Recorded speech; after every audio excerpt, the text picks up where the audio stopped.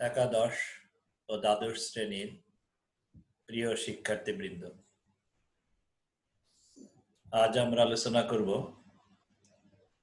তোমাদের পদার্থবিজ্ঞান প্রথম পত্রের অধ্যায় 10 আদর্শ গ্যাসের গতিতত্ত্ব বিষয়ের অন্তর্ভুক্ত আপেক্ষিক আর্দ্রতা নির্ণয়। এখানে একটি কথা বলে রাখা ভালো, পদার্থবিজ্ঞানের প্রতিটি অধ্যায় একটি বিষয়ের সাথে আরেকটি বিষয় সম্পর্কযুক্ত। আজকের সেগমেন্টে যে আলোচনা করব তা হচ্ছে আপেক্ষিক আর্দ্রতা। গত দুটি লেকচারে শিশিরাঙ্ক এবং আপেক্ষিক আর্দ্রতা বিষয়ক আলোচনা করা হয়েছে, তাই গত দুটি লেকচার যদি ফলো না করো আজকেরটা বোঝা একটু কষ্ট হবে। গত দুটি লেকচার সম্পর্কে আমার কিছু অদক্ষতার ব্যাপার ছিল, যেমন প্রথম লেকচারে স্লাইড সাউন্ড কোয়ালিটি এবং ইন্ডিকেশন আমি করতে পারি নাই। দ্বিতীয় লেকচারে সাউন্ড কোয়ালিটি একটু ভালো হলেও আমি হাতে কলমে দেখাতে পারি নাই।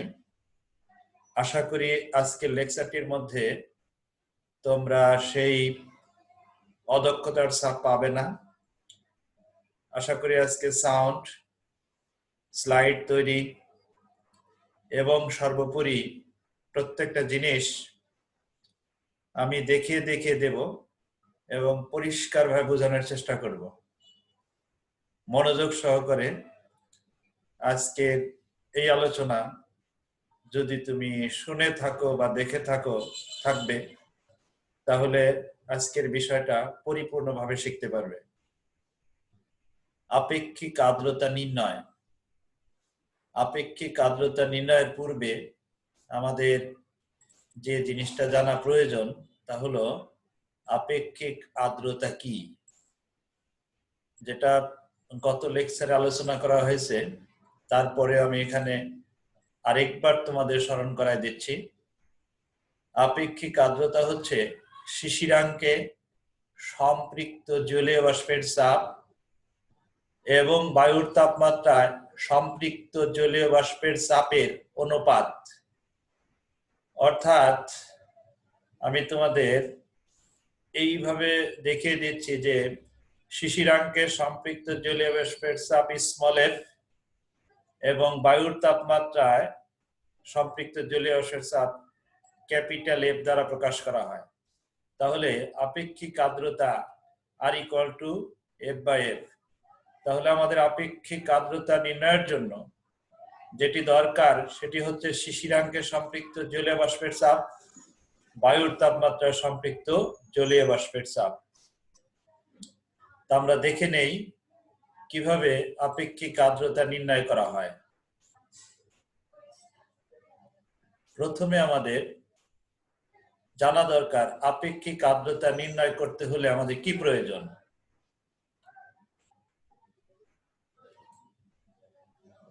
কোন স্থানের কোন সময়ের আর্দ্রতা পরিমাপের জন্য যে যন্ত্র ব্যবহার করা হয় তাকে আর্দ্রতা মাপক যন্ত্র বা হাইগ্রোমিটার বলে। একদম সহজ একটি সংজ্ঞা, যে কোন স্থানের কোন সময়ের আর্দ্রতা পরিমাপ করতে যে যন্ত্র ব্যবহার করা হয় সেটাই হচ্ছে আপেক্ষিক আর্দ্রতা মাপক যন্ত্র। এখানে হাইগ্রোমিটার, 4টি হাইগ্রোমিটার উল্লেখ করা হয়েছে। এক নাম্বার হচ্ছে সিক্ত শুষ্ক বাল্ব আর্দ্রতা মাপক যন্ত্র। 2 নম্বর হচ্ছে শিশিরাঙ্ক আর্দ্রতা মাপক যন্ত্র। 3 নম্বর হচ্ছে রাসায়নিক আর্দ্রতা মাপক যন্ত্র। 4 নম্বরটি হচ্ছে কেশ আর্দ্রতা মাপক যন্ত্র। আজকে আমি তোমাদের যে আর্দ্রতা মাপক যন্ত্র দিয়ে আপেক্ষিক আর্দ্রতা নির্ণয় শেখাবো সেটি হচ্ছে 1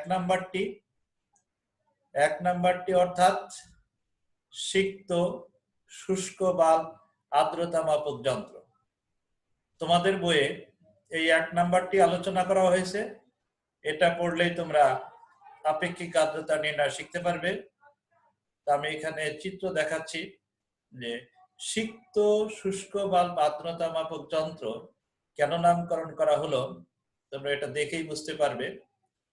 যে প্রথম যে থার্মোমিটারটি এখানে ব্যবহার করা হয়েছে সেই থার্মোমিটারকে বলা হয়েছে ড্রাই ভালভ, অর্থাৎ এই যে বাল্ব যেটা বলা হয় যেখানে পারদ থাকে থার্মোমিটারের, এই জায়গাটায় স্বাভাবিকভাবে রাখা হয়েছে, অর্থাৎ একটি কাঠের ফ্রেমের মধ্যে পাশাপাশি দুটো থার্মোমিটার, একটি থার্মোমিটার একেবারেই স্বাভাবিকভাবে এঁটে দেওয়া হয়েছে, আর দ্বিতীয় থার্মোমিটারটি নাম দেওয়া হয়েছে ওয়েট বাল্ব থার্মোমিটার, তার মানে সিক্ত বাল্ব থার্মোমিটার। এটা কেন এরকম নামকরণ করা হলো? এই থার্মোমিটারের ঠিক নিচের অংশ, যেমন আমি একটু দেখিয়ে দিই, এই যে নিচের অংশটি তোমরা লক্ষ্য করছো যে যেখানে পারদ থাকে তাকে বাল্ব বলা হয়, সেই বাল্বটি একটি মসলিনের বা লিনেনের কাপড়, যেটাকে পলতে নাম দেওয়া হয়েছে এখানে, সেই মসলিন বা লিনেনের কাপড় জড়িয়ে দেওয়া হয়েছে এবং কাপড়ের অপর প্রান্তে একটি পাত্রে রক্ষিত পানির মধ্যে ডুবিয়ে দেওয়া হয়েছে। তাহলে এই পাত্রে রক্ষিত পানির মধ্যে ডুবিয়ে দিলে পাত্র থেকে পানি বেয়ে বেয়ে এই বাল্বটাকে অনবরত কি অবস্থায় রাখবে? সিক্ত অবস্থায় রাখবে। এই জন্য এর নাম দেওয়া হয়েছে সিক্ত বাল্ব থার্মোমিটার, আর এটার নাম দেওয়া হয়েছে শুষ্ক বাল্ব থার্মোমিটার। তাহলে প্রশ্ন এসে যায় যে একটি কাঠের ফ্রেমে পাশাপাশি দুটো থার্মোমিটার সংযুক্ত করে নিলাম, একটি নিচে অনবরত ভিজা রাখার ব্যবস্থা করেছি। এই যন্ত্রটি কিভাবে আমাদের আপেক্ষিক আর্দ্রতা নির্ণয়ে সহযোগিতা করতে পারে? কোন স্থানে আপেক্ষিক নির্ণয় এই যন্ত্রটি ব্যবহার হতে পারে কিভাবে, আমরা বিস্তারিত দেখে নেই। প্রথম থার্মোমিটার, এখানে চিত্র অন্যটা দেওয়া হয়েছে। প্রথমটা হচ্ছে মনে আছে কিনা তোমাদের, যেটা হচ্ছে শুষ্ক বাল্ব থার্মোমিটার, আর এটার এখানেও দেখানো হয়েছে নিচের অংশে এই যে লিনেনের কাপড় বা মসলিনের কাপড় দিয়ে জড়িয়ে দেওয়া হয়েছে এবং অপর প্রান্ত পাত্রে রক্ষিত পানির মধ্যে রাখা আছে। এই যন্ত্রটিকে যদি তোমার ঘরে অথবা পদার্থবিজ্ঞানের ল্যাবে অথবা যে কোনো স্থানে রেখে দাও, তাহলে এই যন্ত্রটি, যেখানে পাশাপাশি দুটো থার্মোমিটার মাত্র একটি কাঠের ফ্রেমে আটকানো, এই যন্ত্রটি কি নির্দেশ করতে পারে? এখন আমরা দেখে নেই কি নির্দেশ করে। প্রথম থার্মোমিটারটি বায়ুর তাপমাত্রা নির্দেশ করবে। তাহলে কোন স্থানে যখন আমরা এই যন্ত্রটি রাখবো, সেই স্থানের বায়ুর তাপমাত্রা নির্দেশ করবে প্রথম থার্মোমিটারটি। দ্বিতীয় থার্মোমিটারটি কিন্তু বায়ুর তাপমাত্রা নির্দেশ করতে পারবে না, কারণ এটা নিচে যেখান থেকে পারদটা উপরের দিকে উঠবে সেই বাল্বটি অনবরত ভিজা অবস্থায় রয়েছে। সম্ভবত দ্বিতীয় থার্মোমিটারটি প্রথম থার্মোমিটারের থেকে কম তাপমাত্রা নির্দেশ করবে। তবে এই তাপমাত্রা নির্দেশক সূচক অনেক কম হবে যদি কোন স্থানের আর্দ্রতার পরিমাণ কম থাকে। সেটা কিভাবে? যদি বায়ু যথেষ্ট পরিমাণ আর্দ্র না থাকে, অর্থাৎ বায়ুতে জলীয় বাষ্পের পরিমাণ কম থাকে, তাহলে আশেপাশের পানিপূর্ণ জায়গা বা যেখানে জলীয় বাষ্প রয়েছে বা পানি রয়েছে, সেখান থেকে কিন্তু বায়ু জলীয় বাষ্প নিবে। আমরা জানি পানি বাষ্পে পরিণত হওয়ার জন্য ন্যূনতম একটি তাপ গ্রহণ করে থাকে, সেই তাপটাকে বলা হয় সুপ্ত তাপ। তাহলে দ্বিতীয় থার্মোমিটার অর্থাৎ সিক্ত বাল্ব থার্মোমিটার হতে যদি জলীয় বাষ্প বায়ুতে চলে যায়, তাহলে জলীয় বাষ্প হওয়ার জন্য যে তাপের প্রয়োজন, ন্যূনতম যে সুপ্ত তাপের প্রয়োজন, সেটা কিন্তু এই থার্মোমিটার থেকে পানি গ্রহণ করে নিয়ে সে জলীয় বাষ্পে পরিণত হয়ে বায়ুতে চলে যাবে। ফলে এই থার্মোমিটার অনবরত ঠান্ডা থাকবে, একটু কম তাপমাত্রা নির্দেশ করবে পাশের শুষ্ক বাল্ব থার্মোমিটারের পাঠ হতে। কিন্তু বায়ুতে যদি যথেষ্ট পরিমাণ জলীয় বাষ্প থাকে তাহলে আশেপাশে থেকে সে জলীয় বাষ্প নিবে না। ফলে এই থার্মোমিটার থেকেও, অর্থাৎ এই যে সিক্ত বাল্ব, এখান থেকেও কিন্তু বায়ুতে জলীয় বাষ্প যাওয়ার কোনো প্রয়োজন হয় না। ফলে প্রথম থার্মোমিটারটি যে পার্ট নির্দেশ করবে, দ্বিতীয় থার্মোমিটার কি একই পার্ট নির্দেশ করবে। তাহলে আমরা জানলাম বায়ু যদি জলীয় বাষ্প দ্বারা সম্পৃক্ত থাকে তাহলে দুটো থার্মোমিটার একই পার্ট নির্দেশ করবে। কিন্তু বায়ুতে জলীয় বাষ্পের পরিমাণ যদি কম থাকে তাহলে কিন্তু আমাদের প্রথমটার যে পার্ট হবে দ্বিতীয়টার পার্ট কম হবে। নিশ্চয়ই বুঝতে পেরেছ এই যন্ত্রটি কোথায় নেওয়ার সঙ্গে সঙ্গে এই দুটি থার্মোমিটারের তাপমাত্রার পার্থক্য থেকে আমরা বুঝতে পারবো যে এখানে জলীয় বাষ্প বেশি আছে না জলীয় বাষ্প কম আছে, নাকি বায়ুটা জলীয় বাষ্প দ্বারা পূর্ণ আছে। আবার বলছি, বায়ু যদি জলীয় বাষ্প দ্বারা পূর্ণ থাকে তাহলে সে জলীয় বাষ্প এখান থেকে নেবে না। ফলে এই থার্মোমিটারটি বা এই বাল্বটি কিন্তু শীতল হবে না। সুতরাং তাপমাত্রা শুষ্ক বাল্ব থার্মোমিটারে যে পাঠ নির্দেশ করবে, সিক্ত বাল্বের একই পাঠ নির্দেশ করবে। কিন্তু বায়ুতে জলীয় বাষ্পের পরিমাণ যদি কম থাকে তাহলে এই প্রথম থার্মোমিটারটি বেশি পাঠ নির্দেশ করবে, দ্বিতীয়টি কম পাঠ নির্দেশ করবে, কারণ এখান থেকে জলীয় বাষ্প বায়ুতে যাওয়ার সময় এই থার্মোমিটারকে একটু শীতল করে যাবে, ঠান্ডা করে যাবে। তাহলে এতক্ষণের আলোচনায় আমরা যেটা বুঝতে পারলাম যে এই যন্ত্রটি বা এই যে আর্দ্রতা মাপক যন্ত্র, যেখানে দুটি বাল্ব ব্যবহার করা হয়েছে, দুটি বাল্বের সিক্ত এবং শুষ্ক বাল্বের থার্মোমিটার ব্যবহার করা হয়েছে, এই থার্মোমিটার দুটি কেবলমাত্র দুটি তাপমাত্রা নির্দেশ করে। কিন্তু আমাদের আলোচনার বিষয় ছিল প্রারম্ভিক পর্যায়ে কিভাবে কোন স্থানের আপেক্ষিক আর্দ্রতা নির্ণয় করা যায়, এবং সেই আপেক্ষিক আর্দ্রতা নির্ণয় করার জন্য আমার দরকার ছিল শিশিরাঙ্কে সম্পৃক্ত জলীয় বাষ্পের চাপ, বায়ুর তাপমাত্রায় সম্পৃক্ত জলীয় বাষ্পের চাপ। এই যন্ত্র দ্বারা আর কিছু না হোক, তোমরা কিন্তু ইতিমধ্যেই জেনেছ প্রথম থার্মোমিটারটি বায়ুর তাপমাত্রা নির্দেশ করবে এবং দ্বিতীয় থার্মোমিটারটিও একটি তাপমাত্রা নির্দেশ করবে। তাহলে অন্তত এই যন্ত্র দ্বারা দুটি তাপমাত্রা পাওয়া যাচ্ছে। একটি তাপমাত্রা এখানে দেওয়া হয়েছে, দেখো, যে একটি তাপমাত্রাকে আমরা ধরে নেই θ1, যেটা শুষ্ক বাল্ব থার্মোমিটারের পাঠ। আরেকটি তাপমাত্রা হচ্ছে θ2, সিক্ত বাল্ব থার্মোমিটারের পাঠ নির্দেশ করে। তাহলে আমরা এই যন্ত্র থেকে আর কিছু না পাই, দুটি তাপমাত্রা পেলাম, একটা θ1 আর একটা θ2। কিন্তু আমাদের দরকার শিশিরাঙ্কে সম্পৃক্ত জলীয় বাষ্পের চাপ, বায়ুর তাপমাত্রায় সম্পৃক্ত জলীয় বাষ্পের চাপ। এখানে শুষ্ক বাল্ব থার্মোমিটারটি আমাদের বায়ুর তাপমাত্রা নির্দেশ করে। তাহলে অন্তত একটি তাপমাত্রা কিন্তু সরাসরি পেয়ে গেলাম, সেটা বায়ুর তাপমাত্রা θ1। এখন এই দুটি তাপমাত্রা থেকে শিশিরাঙ্ক নির্ণয় করার জন্য গ্লেসিয়ারের একটি সূত্র রয়েছে। সেই সূত্রটি হচ্ছে θ is equal to θ1 minus c into θ1 minus θ2। এখানে θ হচ্ছে শিশিরাঙ্ক আর θ1 হচ্ছে বায়ুর তাপমাত্রা, আর θ2 সিক্ত বাল্ব থার্মোমিটারের তাপমাত্রা। θ1 আমরা জেনেছি। যেটা হচ্ছে এখানে গ্লেসিয়ারের উৎপাদক। এই গ্লেসিয়ারের উৎপাদক আবার কন্ডিশন রয়েছে একটি, এই গ্লেসিয়ারের উৎপাদক আমাদের নির্ণয় করতে হবে বায়ুর তাপমাত্রা অর্থাৎ θ1 তাপমাত্রা গ্লেসিয়ারের উৎপাদক।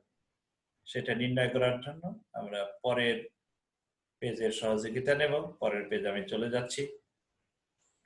এইখানে আমাদের একটি চার্ট দেওয়া আছে, তোমরা লক্ষ্য করছো। এই চার্টের মধ্যে লেখা আছে বিভিন্ন তাপমাত্রায় গ্লেসিয়ারের উৎপাদক। আবার বলছি, গ্লেসিয়ারের সূত্রের সাহায্যে আমরা এখানে শুধুমাত্র শিশিরাঙ্ক নির্ণয় করব। θ হচ্ছে শিশিরাঙ্ক, θ1 শুষ্ক বাল্ব থার্মোমিটারের পাঠ, θ2 হচ্ছে সিক্ত বাল্ব থার্মোমিটারের তাপমাত্রা।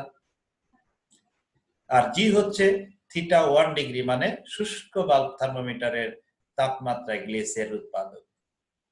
ধরা যাক আমাদের এইখানে যে এটা দেওয়া আছে, দুটো পাশাপাশি থার্মোমিটার অর্থাৎ আর্দ্রতা মাপক যন্ত্র, এই চিত্রের মধ্যে সিক্ত বাল্বের তাপমাত্রা পাওয়া গেছে এখানে 20°C এবং শুষ্ক বাল্বের তাপমাত্রা পাওয়া গেছে 24°C। তাহলে আমাদের এখানে θ1 এর মানটা হচ্ছে 24°, θ2 এর মানটা হচ্ছে আমার 20°। তাহলে থিটার মানটা হবে, θ1 হচ্ছে 24, θ1টা হচ্ছে 24, আমি পয়েন্ট আকারে দেখাই দিচ্ছি। আচ্ছা, θ1 হচ্ছে 24 আর θ2 হচ্ছে আমাদের 20 আর 24 হচ্ছে θ1। জি এর মানটা 1.72 কোথা থেকে আসলো? আগেই বলা হয়েছিল জি এর মান হবে θ1°C বা শুষ্ক বাল্ব থার্মোমিটারের তাপমাত্রা গ্লেসিয়ারের উৎপাদ। তাহলে θ1 এর মান এখানে 24° ধরা হয়েছে। এই যে একটি সারণী দেওয়া হয়েছে বিভিন্ন তাপমাত্রায় গ্লেসিয়ার উৎপাদক, এই সারণীতে 24°C আমরা দেখে নেই গ্লেসিয়ার উৎপাদকের মানটা হচ্ছে 1.72। তাহলে 1.72 বসানোর পর শিশিরাঙ্ক চলে আসলো 17.12°C। তাহলে এত কষ্ট করে আমরা কেবলমাত্র কি পেলাম? শিশিরাঙ্ক। আর বায়ুর তাপমাত্রা আগেই পেয়েছি, শুষ্ক বাল্ব থার্মোমিটারটি যে পাঠ দেয় সেটাই হচ্ছে বায়ুর তাপমাত্রা।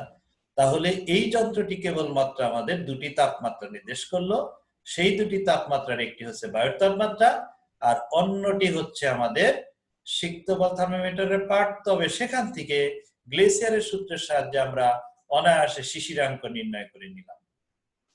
এবার আসি আমাদের মূল আলোচনা, যে আমরা যেহেতু দুটো তাপমাত্রা পেয়েছি, সেই দুটো তাপমাত্রা দিয়ে কিভাবে আমরা কোন স্থানের আপেক্ষিক আর্দ্রতা নির্ণয় করতে পারি সেটা আমরা একটু দেখে নিই। শিশিরাঙ্ক পাওয়া গিয়েছে 17.12°C। শুষ্ক বাল্ব থার্মোমিটারের তাপমাত্রা তথা বায়ুর তাপমাত্রা পাওয়া গেছে 24°। আচ্ছা, আগে এটা দেখে নেই আমরা দেখে নেই যে এখানে 24° যেটা বায়ুর তাপমাত্রা, সেই 24°C তাপমাত্রায় যে বায়ুর জলীয় বাষ্পের চাপ, সম্পৃক্ত বাষ্পের চাপ, সেটা এখানে লেখা হয়েছে 22.38 মিলিমিটার পারদ। এটা কোথা থেকে আসলো? তোমাদের বইয়ে আরেকটা চার্ট দেওয়া রয়েছে, বিভিন্ন তাপমাত্রায় সম্পৃক্ত জলীয় বাষ্পের চাপ, রেনল্ড তালিকা। এইখানে আমরা লক্ষ্য করলে দেখব 24°C তাপমাত্রায় সম্পৃক্ত জলীয় বাষ্পের চাপ 22.38। তাহলে বোঝা গেল এই মানটা পাওয়া গেছে কোথা থেকে? এই চার্ট থেকে। এখন আসো আমাদের শিশিরাঙ্কটা হচ্ছে 17.12°C। এই চার্টের মধ্যে 17°C তাপমাত্রা সম্পৃক্ত জলীয় বাষ্পের চাপ নেই, 16তে রয়েছে, 18তে রয়েছে। গত লেকচারে তোমাদের এরকম ভাবে যে ফ্র্যাকশনের কিভাবে সম্পৃক্ত জলীয় বাষ্পের চাপ নির্ণয় করা যায় তা শেখানো হয়েছে। এখানে আরেকবার দেখিয়ে দিচ্ছি যে আমি একটু সংক্ষেপে করেছি। এখানে 17.12°C এটা কিন্তু শিশিরাঙ্ক। শিশিরাঙ্কের সম্পৃক্ত জলীয় বাষ্পের চাপ 16তে রয়েছে আমাদের এইখানে 13.63 এবং 18তে রয়েছে আমাদের এখানে 15.48। তাহলে 15.48 থেকে যদি 13.63 বাদ দেই তাহলে তাপমাত্রার পার্থক্য হচ্ছে 16 থেকে 18 2°। তাহলে 1 ডিগ্রির জন্য আমরা বের করে এখানে 17.12 থেকে যদি আমরা 16 বাদ দেই তাহলে থাকে 1.12। তাহলে 1.12 এর জন্য বের করে আমরা যদি 13.63 যেটা হচ্ছে 16 চাপ, সেটার সাথে আমরা এই ফ্র্যাকশনের জন্য চাপটা যোগ করি, তাহলেই কিন্তু আমাদের 17.12°C তাপমাত্রায় অর্থাৎ শিশিরাঙ্কের সম্পৃক্ত জলীয় বাষ্প চাপ বের হয়ে যাবে।